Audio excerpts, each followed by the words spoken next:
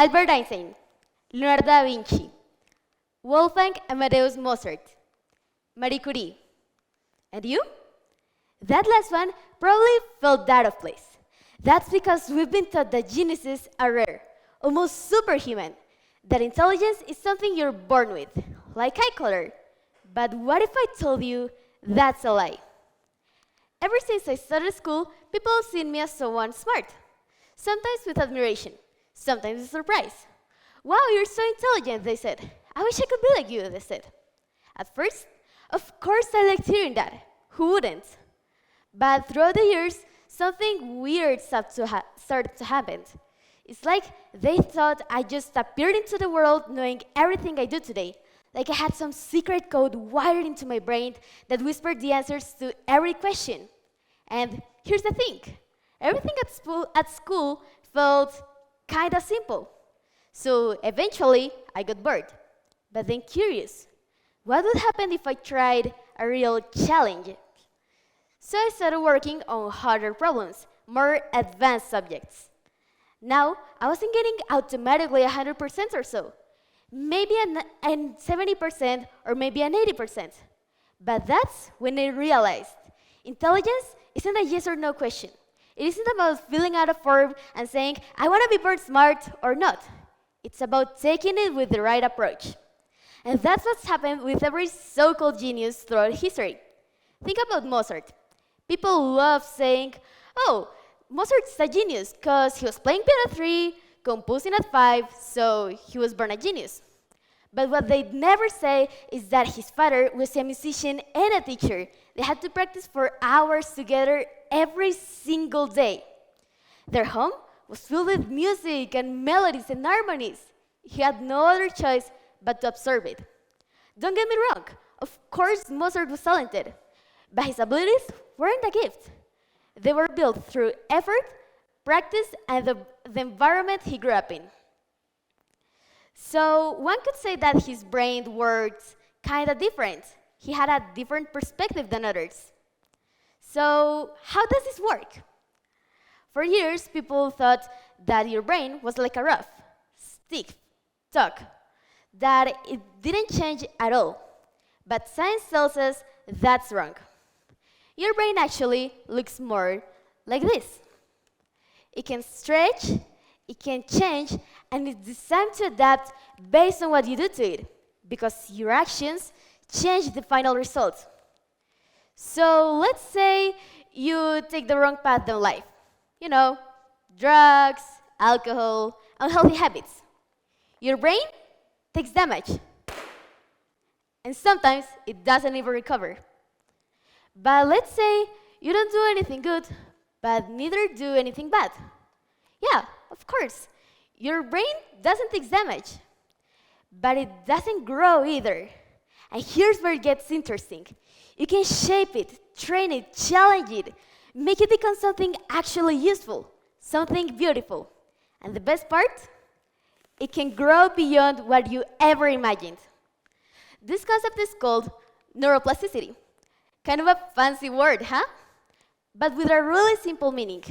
It says that your brain can physically change, that it can adapt. So, how does this learning thing happen? Scientists have seen that this isn't just a fun idea. In a study done in the year 2000 by researchers, they studied London taxi drivers. They had to take an incredibly difficult test to pass called the knowledge, in which they had to memorize around 2,500 streets to get their taxi licenses. Let that sink in, 2,500 streets. So what did the scientists find? Well, they compared their brains to an average people's brain. And the answer? The part of their brain in charge of their memory, called the posterior hippocampus, actually grew bigger. So their intelligence, it wasn't genetic, it was built. And how does this learning process work? Most people think it looks like this, a smooth, steady climb. The more time you put in it, the more intelligent you get, right? Wrong. It actually looks more like this. At first, you put a lot of effort, but you feel stuck, like there's nothing happening at all. But then, boom, everything clicks. And that's why some people quit too early, because they think, I'm just not good at this. But in reality, they're just at the slow part of the curve. They just need a little kick, a little motivation to keep going. And how do we train our brains? How does this really work? Well, some people say that it takes 10,000 hours to become good at something. Yeah, you heard it right. 10,000 hours. 4 zeros. But this study was only half true. The study was conducted on world-class experts, the absolute best in their fields. But guess what? You don't need 10,000 hours. According to researcher Josh Kaufman, you only need 20 hours to build a skill. Or, in other words, to go from 0 to competent. 20 hours.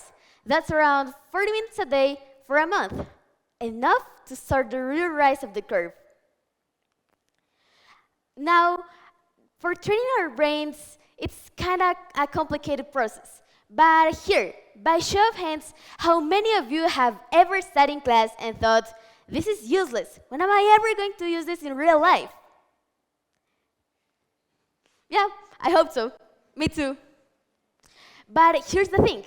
Learning isn't just about what you study. Think about a soccer player lifting weights at the gym. Is he ever going to have to pick up a 200-pound player in the middle of a game? No, right? So why does he do it? Because even though it seems useless, it's making him stronger for what actually matters. The same thing happens with your mind. So that pointless physics class is improving your ability to think logically. That frustrating math problem is making you solve problems faster in real life. And that social studies essay on civilizations is helping you express ideas more clearly. So the next time you think, this is useless, remember, you're training your brain. So back to my original question. Albert Einstein, Leonardo da Vinci, Wolfgang Amadeus Mozart, Marie Curie, and you? The world makes genius sound like a privilege you're born with. But it's not. It's built. Yes, it takes effort. Yes, it takes time. And yes, of course it comes with a price. But remember, you don't have to be like Mozart and practice piano for hours every single day, or like London taxi drivers and memorize entire streets and cities. Because intelligence isn't about being special. It's about knowing the right strategies, what works for you, but most importantly, staying long enough to see the process. So if you want to be a genius, don't wait to be born one. Train for it. Thank you.